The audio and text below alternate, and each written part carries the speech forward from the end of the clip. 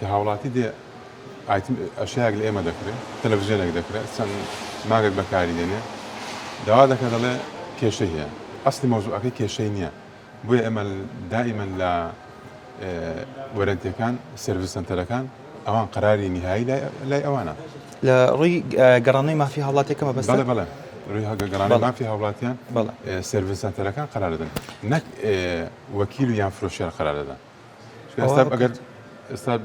بون منا لا يبقى كومباني إلكترومول بلا سن بشتك مانيا مثلا دتوين يعني ورنتي كام داواج دو بشكين بشتك هي مجموعة وكالتك هي كراستوفو إلكترومول وكيل حصل العراق بلا أما ورنتي كان شواز ورنتي كان ينديارة مجموعة شركات دي كهي كوكالات دي هي إما إيشان لقال لكن أوانا العراق وكيل هاي شوازيان زيوازة بويا أوانا يسبون من إما لا أما براندك ألمانيا بينصا زماني هي كتبديله اكسسوري موبايل واكسسوري اي تي اوانيا فوري تبديل لك بس هند شركاتها رسميات خويا بون منا هواوي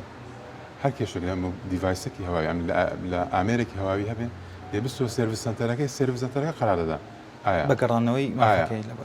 آية أو كيشي هي خراب بكارين درا بو هاولاتك دقور دريد بو ساعدك لتوا بو شبازي